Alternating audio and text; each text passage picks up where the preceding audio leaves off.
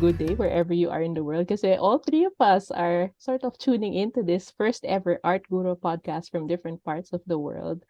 And we're super excited to introduce ourselves to you and tell you what's up with our ideas about sharing about art education in the Philippines. Ano nga ba yung ating sitwasyon dyan?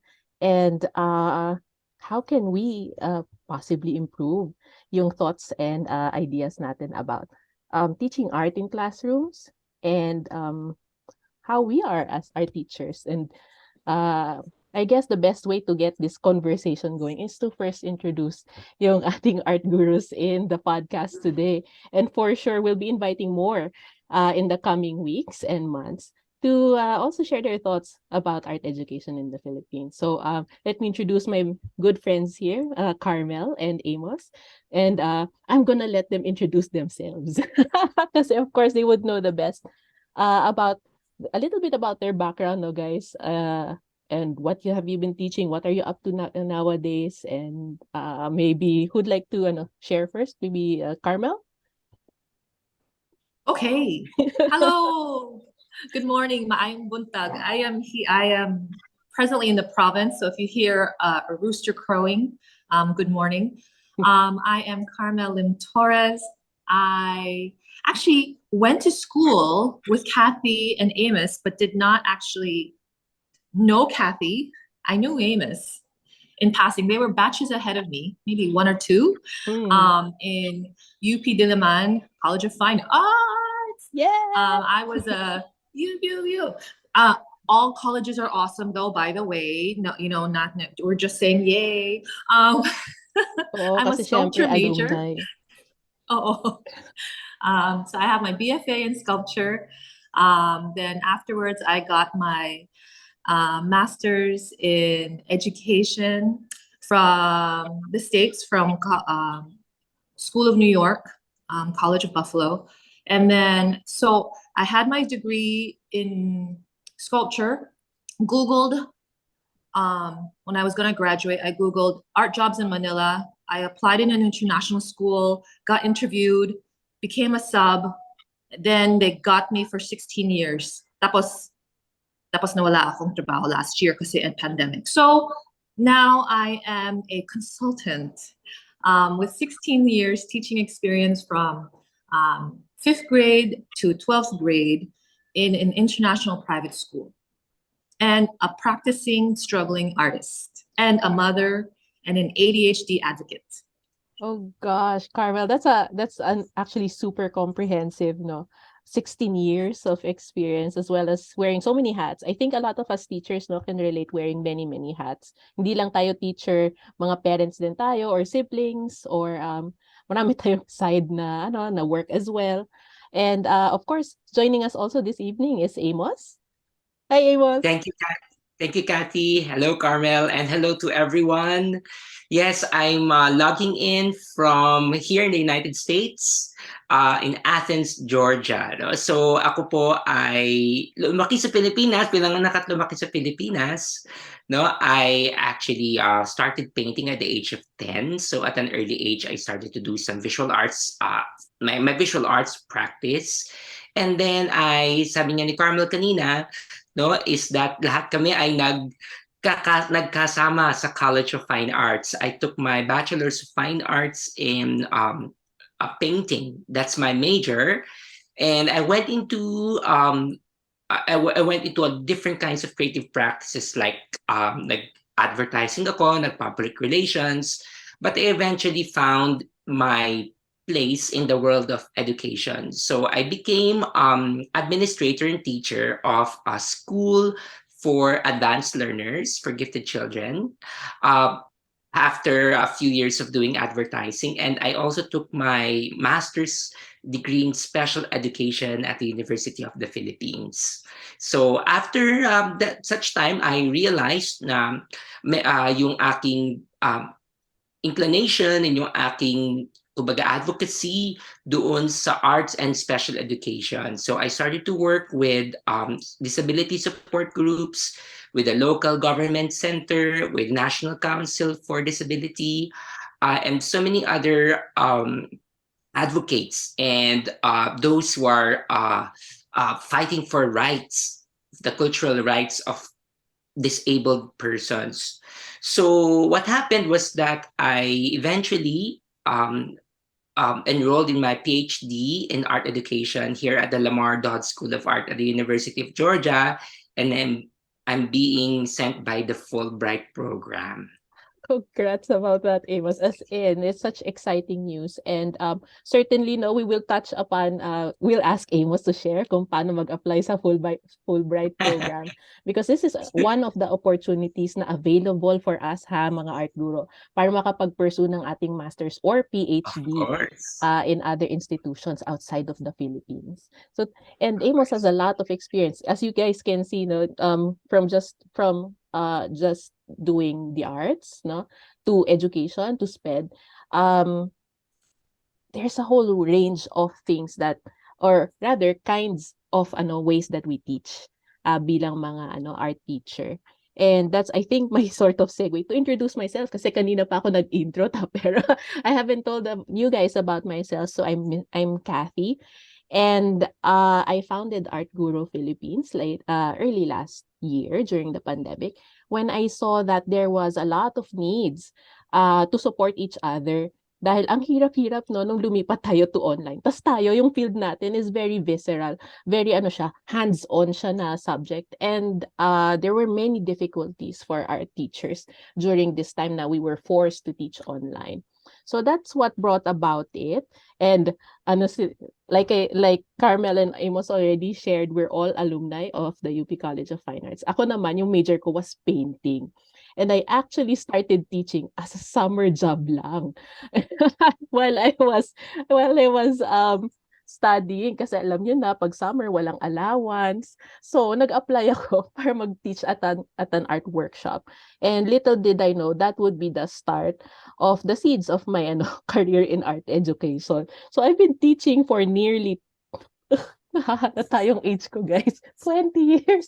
So because of that, no, I've been teaching in and out of the country sa Philippines at different high schools, especially those centered around arts and design. And I briefly taught sa Singapore. And then now I'm studying and taking my master's in art education in London. And that's why walang biro po nung sinabi namin na magkakaiba yung aming time zone right now. And I will also be sharing how to apply kasi ako po ay naka-scholarship kasi hindi natin masyadong afford actually ang tuition ng UK education. However, maraming opportunities also for scholarships. And that's one of the things that we will be sharing also in these podcasts. So I guess without further ado, no, let's move to our main section today. We will be talking a little bit about arts in education. Bakit nga ba important na may art? Kasi marami, di ba may perception tayo na, nako, side subject lang yung art. Paano ba yan? No? And we'll talk about that as well as probably our thoughts about how art is taught in the Philippine setting. Kasi 'di ba I'm sure lahat tayo dito familiar sa MAPE, and some of you listeners might be MAPE teachers. So let's talk about that as well today, Lay. So I guess guys, ang una nating question for the day would be, bakit nga ba important ang art? What are your thoughts? Why is it important na tinuturo ito? Siguro ang unang tanong, Restraining myself. ano ba ang art? Yes. Oo, nako, hirap Yun ang i-define. pinaka-mahalagang tanong sa ngayon, hindi ba? Dahil, art kasi napakadami niyang definition sa totoo lamang. Para sa iba, ang art ay isang bagay na nakikita sa mga galleries. Para naman sa iba, ang art ay isang uri ng expression.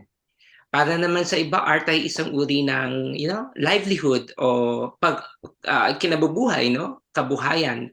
Kaya kung ilalagay natin sa konteksto ng education, ba't ba tayo nag-aaral ng art at para saan ba natin ito gagamitin? Di ba? So, Correct, siguro yes. napaka-fundamental ng issue kung bakit at ano ba yung purpose ng art sa educational system tulad na sa atin sa Pilipinas. Oo, those are really important questions to ask. Kasi nga, I recall, no, nung yan yung lesson natin. yung art theory. Yung mismong question on what is art, mahaba siyang discussion actually. And walang fixed na answer on what it is, no? And I heard you, Carmel, kanina. What were you wanting to share with us also Oh, about art? sorry. Exactly what you guys are saying, that it's an infinity answer. You know, we can go on, you know, forever and wax on about what art is and why is it important. And exactly what Amos said so succinctly, so beautifully, that there are so many definitions. But I feel like his questions open up the answers for all of us to really question within ourselves, what is art? And I think that's the beauty of what art is. It's the questioning as well. It connects us, and then it makes us question and reflect personally, and then hopefully connect universally again. So there's this beautiful human experience that art exposes, provides, and helps us realize about each of us and our connections with each other. So Yes. exactly what Amos said. Yes, and Carmel, siguro madagdag ko lang din sa sinabi mo, thank you una, no, sa una pag-reinforce niyo yung napaka-broad niya, hindi ba? Kaya I think, no, na the fact that we are still defining art makes it a worthy, no, part of the experience of education, because hindi siya mawawala sa ating pagkatao. At kung ako tatanungin, no, ano ba yung halaga ng art sa education, para sa akin isa siyang education ng pagpapakatao. So, kasi kung subject matter siya, no, pwede siyang tinuturing naman siya na isang discipline, ano, dahil pwede siya maging karera tulad na nangyari sa mga buhay natin, hindi ba? Kaya lang siguro I will speak from experience na when I started doing arts, and my parents encouraged me at a young age to pursue arts activities such as, dancing, singing, no, nakita ko kung paano ko siya naging companion sa buhay ko. So, sa murang edad, nakita ko na talaga para sa aking sarili na ito ay hindi lamang isang subject. Nagkataon lang siguro na naging career ko to, pero mas tinuturing kong art bilang isang, paghubog sa aking pagkatao more than anything else. Yeah, definitely. Talagang connected, no, yung about what Carmel said about art being a human experience, and what Amos said about art, yung kung ano yung nag-shape sa kung sino ikaw. It really is something that is important to highlight na kasi mahirap i-quantify ang art, no? And I don't think we should even try to quantify art because as everybody here agrees, no, na art humanizes us and reminds us of our humanity. And I guess, no, a really good example of this was ano ba ginawa natin during pandemic? We all turned to the arts to help us cope. And that is something, there's an innate power in that, no, na mahirap i-quantify and yet has been very effective. Marami sa ating nag-start magluto-luto ulit. We started creating art. Nagkaroon ng hobbies that we used to not do before because it helped relieve stress, it helped us deal with our problems, and it helped us relate with other human beings as well. And I think art has a lot of power in that. And to have it taught in schools is something that, in my opinion, essential. Kasi how do you teach someone good morals and right conduct? I know dati nung nahalata talaga yung age ko, nung bata ko, yun talaga, merong GMRC, no, yun good tama ba? Good morals and right conduct na subject.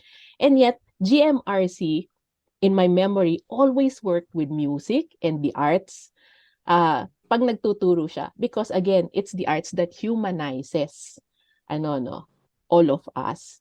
And that would be the perfect introduction to how is art then taught in the Philippines. Because of course, no, this is something that I know that our Art Guru network has members who are outside of the Philippines, Filipino teachers who did not teach in the Philippine settings, pero at the same time are part of the community. So just to share, no, currently art is taught alongside music, arts,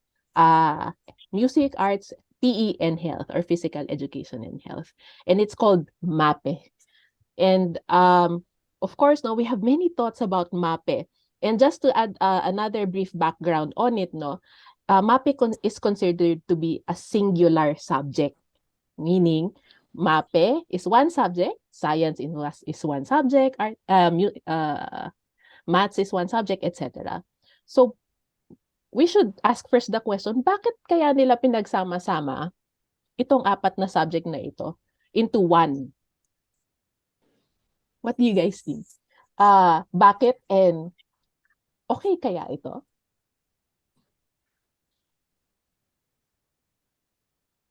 Like, I'm checking if Amos is going to answer it. Um, Go, Carmel.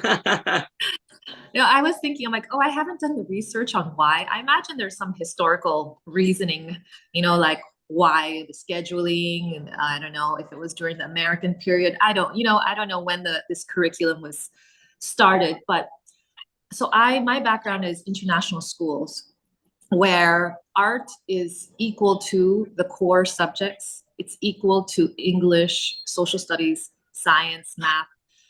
It's equal up to the grade 6. It's equal. And then when it comes to grade 7 upwards, they would elect. It's an elective. So the students would either choose.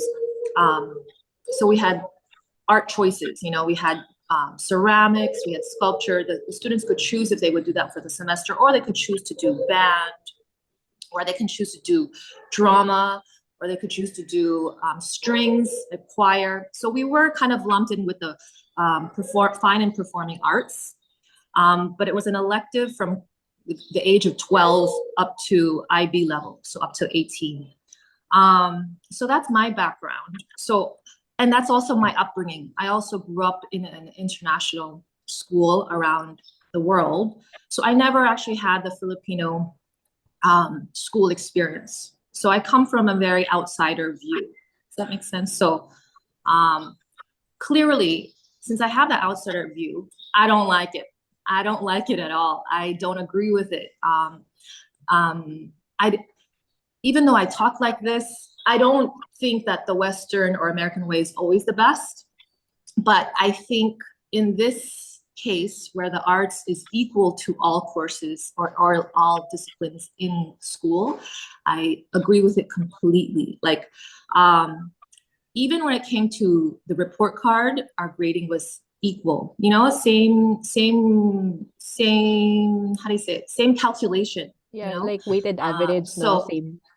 Yeah, same. So it wasn't like, oh, art lang yan, pass or fail. No, we also gave the same grades as math, same grade as English. So, so I think that with me growing up that way, I always knew that art was equal to maths. Does that make sense? That to me, there was no like, oh, math, it's just art. I mean, of course, my parents, they grew up in the province. I mean, my mom grew up in Cebu, and my dad also in that region. So, they were nice to me because I was a middle child, so they allowed me to pursue the arts.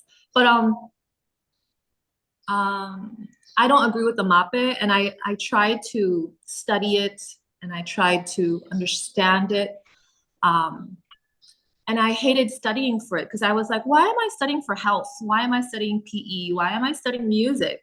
When I know my expertise is art. I am a specialist teacher. I am specialized in the visual arts. And if we know the visual arts, it's a huge, as we said, it's indefinable. And then you're going to make me, but again, I have many issues with the exam. So yeah. Yeah, to put I'll some stop there background, before I no? rant. To put some background there also from what Carmel is sharing about the exam. This is the licensure exam for teachers, or yung LET. Oh, sorry. No? Yes, the LET. And again, no, for the art gurus na based outside of the Philippines, the LET is our licensure. And pag art teacher ka, or music teacher, or PE teacher, you have to take the MAPE test. Whether or not hindi mo expertise yung iba. Basta art teacher ka, magmamape ka. So that's something, that's another issue altogether. But first, I wanted to hear Amos's thoughts, no, about MAPE. And Okay. see any, like, if there are any parallels to Carmel's? Yeah. There are a lot actually. No, first is I studied, and I studied in the Philippines, no, in a private institution, and then I also taught, in the Philippines. I was a MAPE teacher before, and based on these experiences of being a student and a teacher of MAPE at the same time, talagang may attempt naman na i-categorize ang mga subjects, according to, to time, according to the load of, academic work that is needed in the 5 days of schooling. Kaya itong paglalagay sa mga, kaya very varied yung attempts to put these into single subjects or to combine these subjects. So alala ko nung bata ako, magkakahiwalay yung art education, music education, saka physical education. Pero nung nakita ko sa ibang mga setups ng private institutions, magkasama sila and naging MAPE sila. And it became perhaps, a very convenient way of categorizing it as a discipline under the humanities. But I think this is problematic in a sense that we look at knowledge as singular disciplines. And ito yung nagiging niche kung bakit nagkakaroon ng categories ang subjects. To which, sa totoo lamang, interdisciplinarity is very, very important for us to see connections between knowledge. And sa panahon ngayon, umapasok na nga ang multidisciplinarity, transdisciplinarity, all of these things, na that forms higher knowledge, that forms new knowledge. And if we keep to the tradition of singular disciplines, that might be a problem in the long run in terms of graduates who are specialized on very, very specific jobs and disciplines without seeing the connections of things. So I guess that from the time that I grew up until now, I was very aware about how, subject matter and knowledge is categorized to fit specific jobs. And I'm just very lucky siguro that my parents, they didn't see it in that way.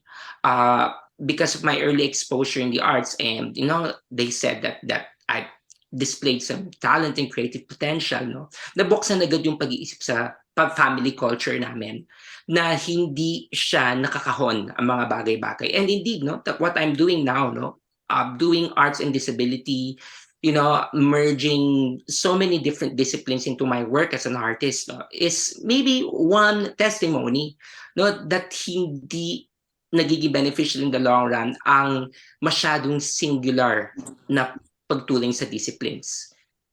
Yeah. So, in that sense, the interdisciplinarity, in part supports the MAPE, because the subjects work in conjunction with each other, and yet it also may work against it, because from my perspective, yung aspect of time, because MAPE is typically taught, or rather recommended by the Department of Education, to be delivered at an average of about 3.3 hours per week. And that is for all 4 subjects na yon. So typically, paghahatian ng 4 na subjects na yon, yung 3.3 hours na yon.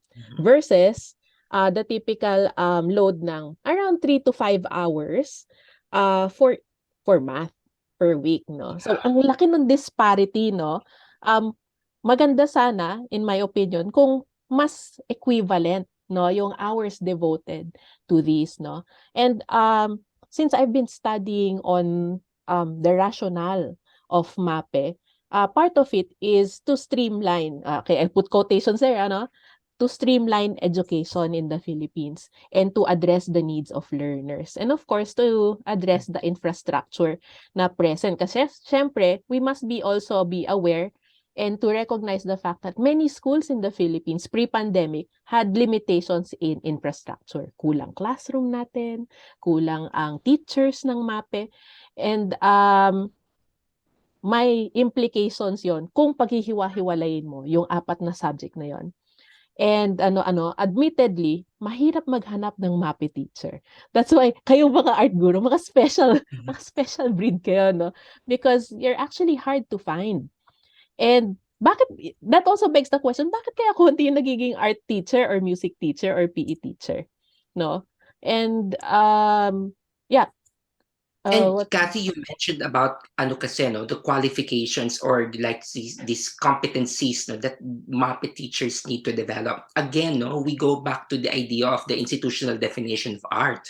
Hindi ba? Dahil kung ang ating curriculum mas planned, no, ay dinedefine ng art bilang isang discipline wherein you develop artistic, skills, no, more than a creativity, no? Kung nakikita ang art as a way of becoming, no, para mas magaling mag-drawing, para magganyan, ano, definitely magkakaroon na exclusivity pagdating sa criteria of, of teaching these subjects such as music, arts, and PE, which is why, I really believe, no, that we should go back to the definition of what art is in the context of education in the Philippines. No, you also mentioned about that. I'd like to highlight is the economic factors. No, to which of course alam natin na when we're growing up in the 80s or 90s, alam ko Carmel at Cathy, no, sabay-sabay ba tayong grow up ng yes. panahon na yun, no? Sabi nila yung walang pera daw sa art, hindi ba? Dahil nakita talaga nila to as a practice that is, decorative in nature or something, that only a few talented can they can perform and can do. And it's so misaligned with, the idea of the arts being a way for people to express themselves, for people, to to know themselves better through the creative process. So basically, no, itong mga issues na ito na nag-resurface, that goes that is that roots, no, the roots of which goes into the defining of art and art education, is something that we need to talk about as teachers. Correct. And not only to redefine no art no as a term, but also education. What is the value or function ba of education for Filipinos? Yun yung that also it begs the question, 'di ba? And that is a very contentious no isa pang podcast yun no just to talk about ano no what could possibly the function of or the purposes of education for the Filipino context. Kasi what kinds of graduates are we preparing ba? 'Di ba? Are we preparing students towards employment or to something much more holistic or citizenship, 'di ba? Or is it a combination of both? And these are actually outlined no in several in our Republic Act for the K to 12 basic education. And of course, these are things that need natin din i-reestablish kung naipa-practice ba sa school setting mismo. Because iba yung nakasulat and yung ideal versus yung actual reality. Because not only the teachers, no, also our local governments face a lot of challenges, especially with the recent pandemic and still the ongoing pandemic, no. Maraming challenges and outside factors na need natin din i-consider in terms of defining just what we want education to do for us and what art needs to do as a role in that equation. And so balikan natin ng slight yung MAPE, no? Are there any ways possibly that we can say improve how we deliver MAPE? Nako, I've encountered so many, questions, no, in my speaking engagements of teachers who are asking how they can be better in terms of doing art, of of playing instruments or doing music, no, or kumbaga yung mga very specific uh, competencies that are related to these subjects of music, arts, and PE, no, and as of course, no, from the surface level, of course, the basic knowledges about these subjects, no, about these disciplines should be, of course, teachers should be oriented teachers who will teach that should be oriented on what they are really supposed to teach, hindi ba? At hindi lang governed or hindi lang ino-orient ng mga textbooks kung saan binibigay agad sa teacher yung textbook tapos ang pag-aaralan niya na lang kung ano yung nakasulat sa mga pahina, hindi ba? So I guess no, yung pagpapalalim ng material at the same time no, pag-question dun sa material, hindi ba? Dahil bilang mga thinking individuals, no, merong mga bagay na alam nating applicable at hindi applicable doon sa pananaw natin ng art, no? And I do believe that the music, the arts, and the physical education, to include all the other creative forms, no, is one area in education wherein you can build on the creative freedom of being yourself as a teacher, as a facilitator, to share about your own life, no, and to generate conversations using the creative process, no. Ito yung mga bagay na nag-encourage ng critical thinking, ng creativity, which is basically the essence of arts education, hindi ba? So I believe that we should be able to cover all of these areas vertically. Hindi lamang yung amount o yung material o yung mga topics na kailangan pag-usapan sa art na kailangan i-memorize o kailangan gawin, kung hindi kung paano i-assess at paano ipaprocess at paano ipaprovoke at i-question yung ating mga topics na dinidiscuss. And I think that basically in the primary levels, that can be done in a very developmentally appropriate ways, and more so when the students grow up.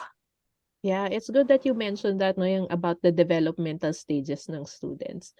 This is the perfect time for us to teach yun nga, humanity, about learning about themselves, relating with other people. And the arts and music and even physical education has that ability to teach students about themselves. I totally agree with you, Amos, in that na merong mga non-quantifiables but are very important to teaching the human being, na hindi na ituturo ng very objective subjects, no? Hindi natin sinasabi na mas magaling ang art or mas magaling ang math. It's simply that it's like apples and oranges, di ba? Yung favorite na pareho silang masarap. Pero magkaiba sila, no? And of course, I know may thoughts na si Carmel about ways on improving MAPE or maybe further opinions I have about so MAPE. many. I was counting my fingers so I can remember my points. I was like, oh my gosh. Okay, I love my brain, my hyperactivity brain just woke up and I'm like, dude, yes, exactly what they're saying. So I come from right now conceptual curriculum background. That's what I do now professionally. And so it's exactly what you guys were saying. Like, if we are stuck with MAPE, then we make it great. Then we really get the curriculum writers to connect them, not to coincidentally, naturally just find, like embed these, I don't know what you call these soft skills, these interpersonal skills. I don't know if these are standards in the Philippine curriculum, but in some curricula, it is, it is part of their reporting report card where, they have to put like, are they innovative? Are they creative thinkers? Are they critical thinkers? So do we have these in place? Like, are they actually explicit? Because as teachers, we cannot be implicit. We have to be explicit, especially exactly, again, what you both brought up, developmentally. Through the years, we have to be very precise with what teaching we want to share and really teach these kids. So I'm going, oh my gosh, I'm so excited. Because I had this one racket where I actually had to write a textbook, and I couldn't write it because I found it too topical. It was topic based, like this has to be covered, this region and this thing has to be. So it was very factual, rote memory. Well, we know that the levels of knowledge and critical thinking. So it was very base level. of course, we want to go higher level, and we can reach that higher level with 5-year-olds, 3-year-olds even, if we design and frame our units, our projects in such a way where we build on concepts. Again, what you guys are saying, exactly what rather than subjects and topics. Because again, we are in a world where everything is interdisciplinary, transdisciplinary, interdisciplinary, where we have to, again, we don't know what the future lies for our students. We don't know what their jobs will look like in 15 years' time. We have no idea. But what can we teach them? We can teach them to be flexible, to have grit, to be able to pivot, to be critical thinkers, not to be snowflakes, like to accept feedback and to adapt. These are skills that will strengthen and hopefully not just make them employable, but make them more well-balanced and happier citizens of the Philippines. So, okay, that's my curriculum conceptual ideology. But I was thinking also for MAPE, I have so many ideas. So we can also do mentorship. So I really hate this exam. I hate the exam because, again, I have ADHD. I can't sit through an exam that I don't agree with. I will be the one nagwawala sa likod na, hindi ko alam anong RA yan. So I would just be like, but if I had a mentor, the mentor program where there would be hours, there would still be standards set where I would still have to hit, like how many hours, and I would have an established mentor that could, because I feel like teaching it's an ancient practice, human practice, right? We learn it from others, and I feel like we learn it most from practice rather than theory. We can know all the theory, we can know all these concepts, these names, all these dates, but when we have the students in front of us, we all know that if we teach the same class, but we have a different set of students each time, iba siya for each set of kids. So we know that teaching practice is so practical. It's so practice-based that I think that would be how I would get my credentials. Yeah, actually, you bring up a really good point, no, about the arts being a practice-based subject. Tapos, Yes. tinetest tayo by paper and pencil. Parang, may disjoint doon. There's like it's a very, content-heavy, theoretical, method of assessment Yes. versus how we learn.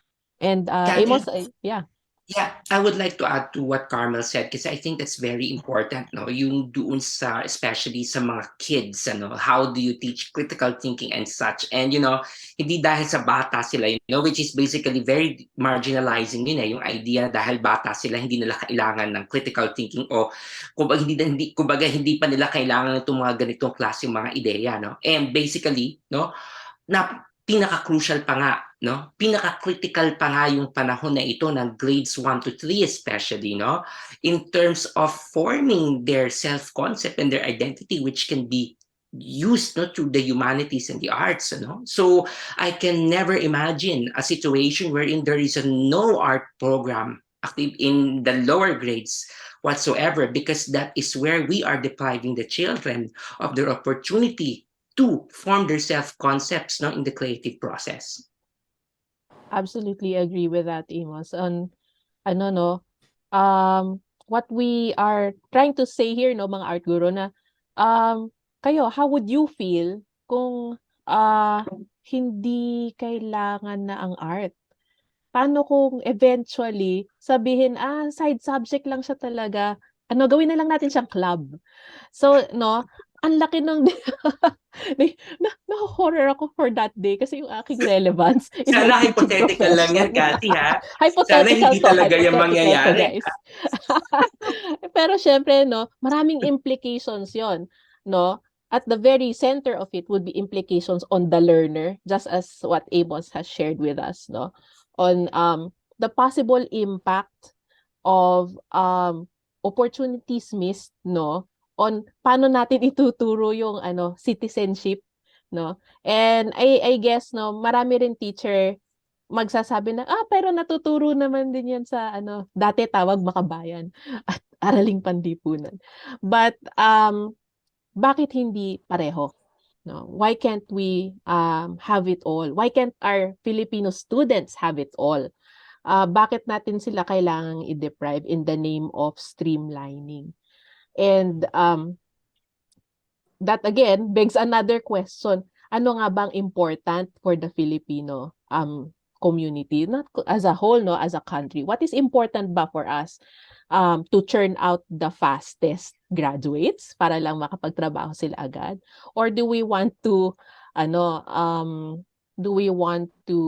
cultivate people who will be contributors, beautiful contributors to our society, towards the betterment of our country, no?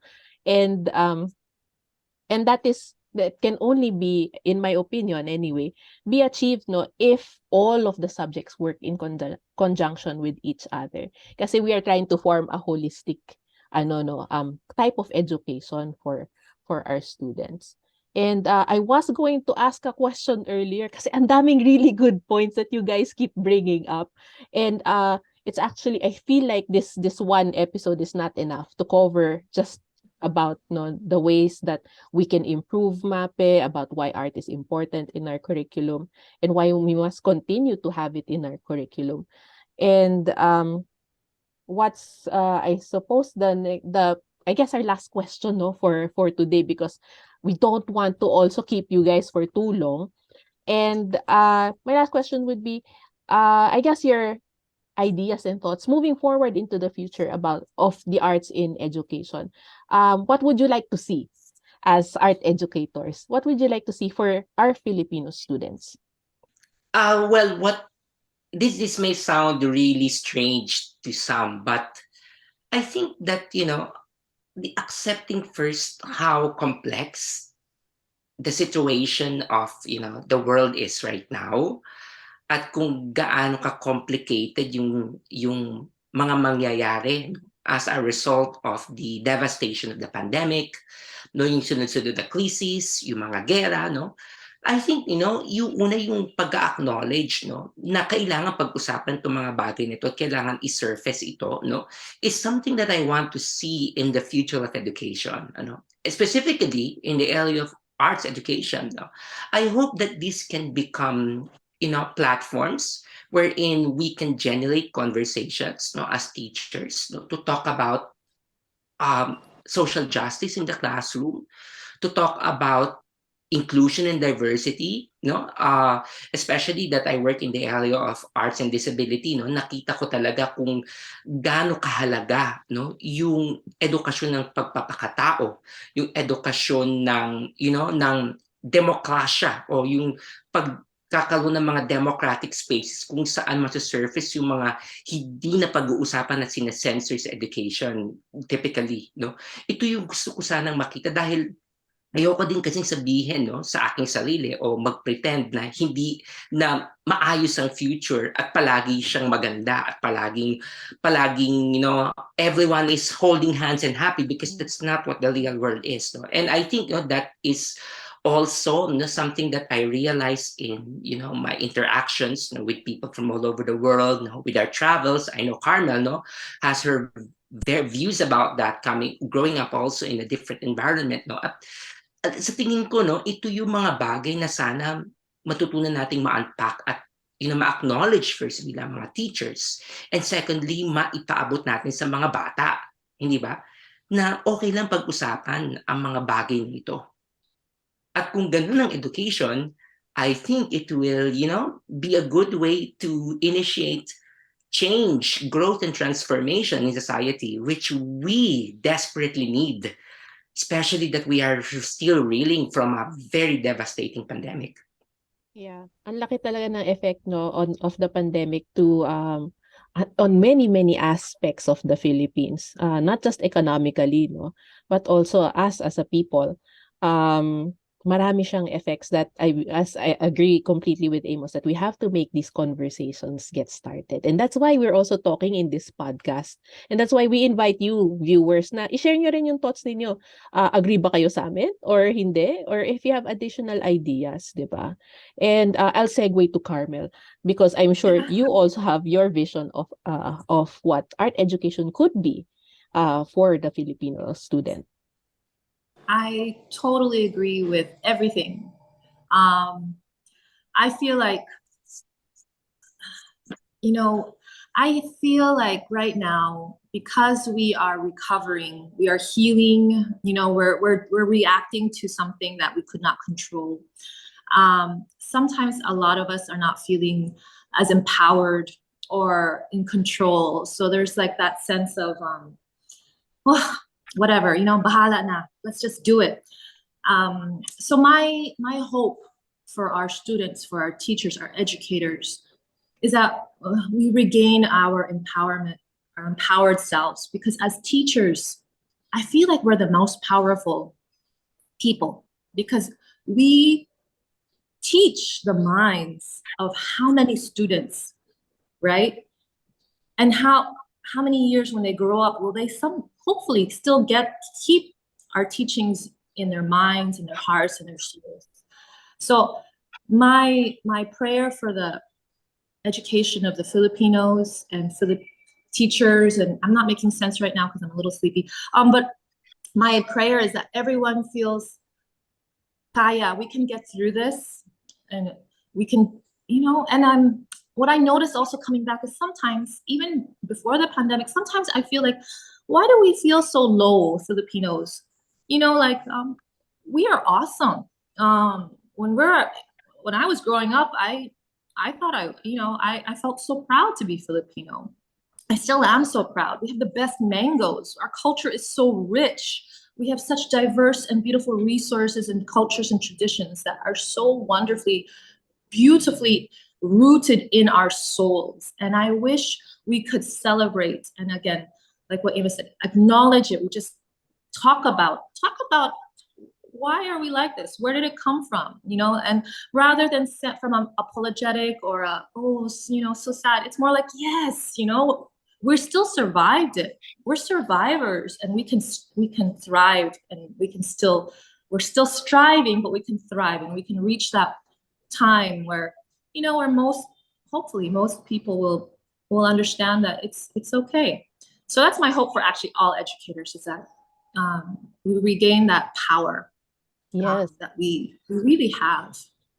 Yeah, we really do need that. And those are both very beautiful words from both Carmel and Amos about facing the reality of what we must do in order to improve our situation, but at the same time to take back and to believe that we do have that power to change, to empower ourselves by doing even the smallest of actions, by collaborating with your teachers, no? Or kahit na makipag-usap ka lang dun sa math teacher at check-in ko anong ginagawa niya.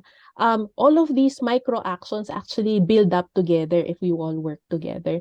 And speaking of empowerment, that's my perfect introduction to closing this podcast by inviting our viewers, our art gurus, to watch out sa ating FB page and sa ating ARTguro FB group, because we will be posting announcements very soon to invite you guys na mag-join sa ating exhibition for art teachers next year sa NCCA, because we actually have a grant from them.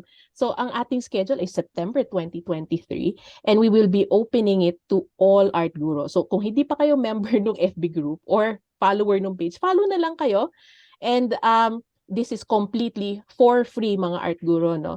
NCCA will be taking care of everything. All you need to spend on is your own artwork. So actually magi-invite ako, no, sa next podcast natin na sumama kayo dun sa conversation natin kung paano natin ipaplano tong ating exhibition natin together. And so to just thank you very much, Amos, and thank you, Carmel, for joining this wonderful day, morning, noon, and night, no, literally.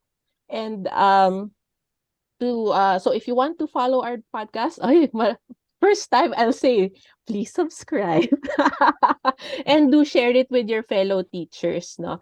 And of course, if you do want to add your thoughts to the conversation, to the mix, I will be more than happy. We will be more than happy to invite you art gurus onto the show and be part of the podcast. Kasi guys, community natin to. We want our voices to be heard. It's about time that our art teacher voices be heard. So thank you so much for tuning in, and we hope to see you